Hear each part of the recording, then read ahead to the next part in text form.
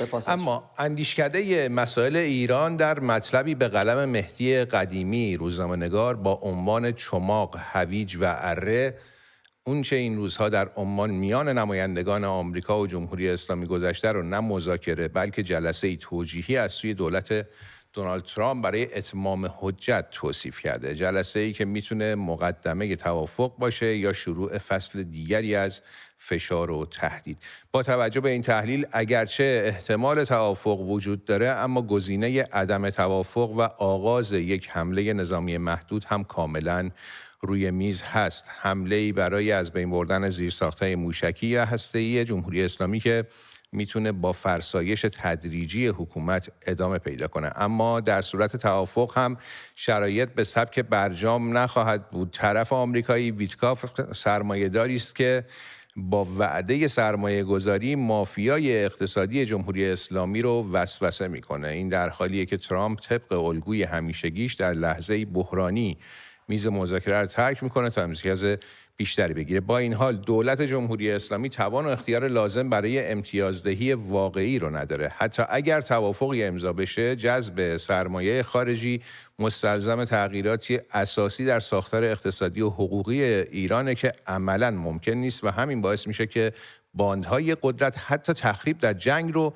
به امضای توافقی که فروپاشیشون منجر بشه ترجیح بدن. در نهایت اندیشکده مسائل ایران نتیجه گرفته که جمهوری اسلامی بین چماق پایگاه نظامی دیگو گارسیا، هویج وسوسه برانگیز ویتکاف و اره‌ای که بدنش رو تکه تکه میکنه گرفتار شده. چه توافقی در کار باشه چه در کار نباشه. امین صوفیامهر، پژوهشگر فلسفه سیاسی و روابط بین الملل، همراه ما شده برای بررسی این سناریوهایی که اندیشکده مسائل ایران بهش اشاره کرده. درود بر شما آقای صوفیامهر.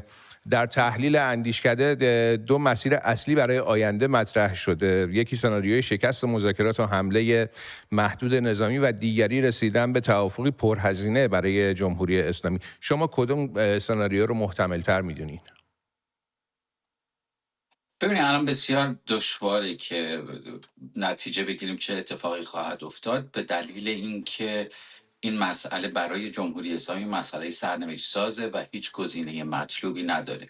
چه تسلیم چه تقابل نظامی برای جمهوری اسلامی ریسک های گسترده ای داره، اما ابعاد این ریسک ها هم برای خود جمهوری اسلامی و خامنه ای مشخص نیست. بنابراین من فکر میکنم که خامنه ای وارد این مذاکرات شده تا به اصطلاح اون مظنه دولت ترامپ دستش بیاد و بدونه که ترامپ میخواد توافقی در چه سطح انجام بده. مطلوب جمهوری اسلامی، حالا نشاید مطلوب، ولی خب یک گزینه کمتر بد اینه که ترامپ به یه توافقی در سطح برجام تن بده.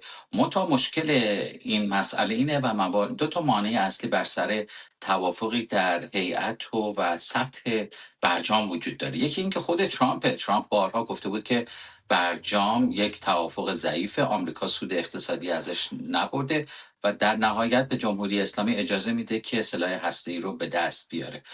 مانع دوم اسرائیل هم در این شرایط حاضر نخواهد شد که جمهوری اسلامی از دوباره چندین سال وقت بخره و در قالب یک توافق جدید در نهایت به سلاح هسته‌ای و یا توانایی هسته‌ای دست پیدا بکنه.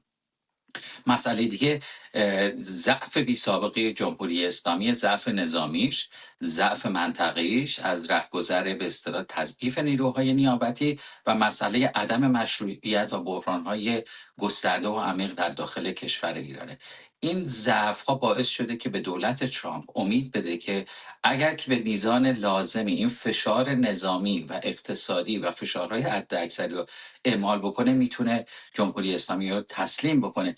اینی که مذاکرات رو قبول کردن در عمان باشه تا حدودی غیر مستقیم باشه، اینها بیشتر به معنای نوعی اعطای امتیازهای نمادین به جمهوری اسلامی، نوعی میشه گفت به اصطلاح طعمه بر سر قلاب زدن تا جمهوری اسلامی بیاد این قلاب و گاز بگیره و به دهن بگیره. اون موقع ترامپ بتونه هر طرفی خواست جمهوری اسلامی رو بکشونه.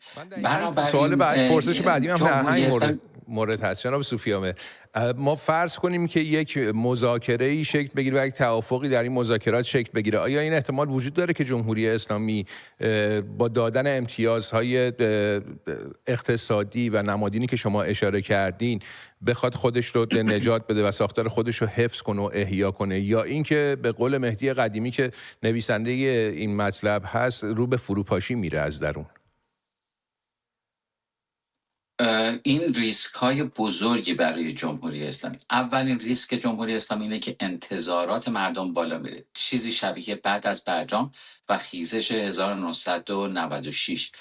با برجام و حتی موقعی که بعد از برجام میزانی از تحریم ها لغو شد و سطح تورم پایین اومد، اون موقع مردم احساس کردن که الان باید به اصطلاح نصیب ببرن، بهره ببرن از این وضعیتی که به وجود اومد، بهبود نسبی اقتصادی.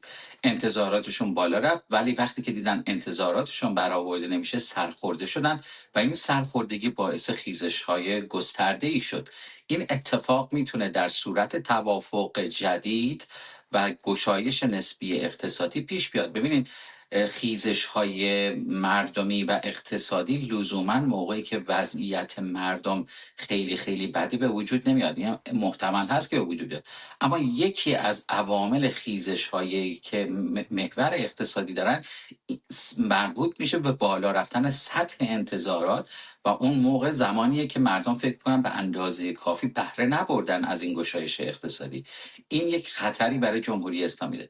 خطر دوم اینه که به هر حال اون نیروهای تندرو و بسیار ایدئولوژیک جمهوری اسلامی رو سرخورده میکنه و جمهوری اسلامی مجبور میشه با دست خودش این وفادارترین نیروهای خودش رو سرکوب بکنه و تکیه بکنه به نیروهایی که به وفاداری سیاسیشون چندان نمیتونه اعتماد و اطمینان داشته باشه. اینها ریسک های تسلیم و یا توافق با دولت ترامپه.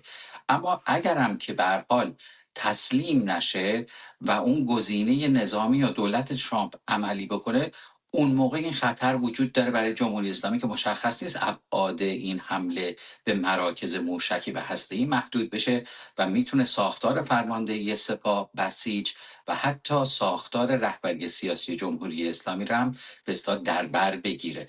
بنابراین من فکر میکنم که حالا جدای هویج و چماق، اون مسئله اره مهمتره و برای جمهوری اسلامی ملموستر و محسوستره. جلو بره دو شقه میشه، عقب بره دو شقه خواهد شد. دقیقاً حالا هم که شما فرمودین چون باش اشاره شد، مهدی قدیمی در ادامه این مقاله سناریوی سوم و تلختری رو هم پیش بینی کرده، اون هم بازگشت وضعیت اقتصادی به بحران، سرکوب ناکام و در نهایت خیزش مردمی. این چقدر محتمله؟ آیا جامعه ایران الان آمادگی این سناریوی آخر رو داره؟ ببینید اصلاح کنم تلختر برای جمهوری اسلامی. بله متوجه شدم.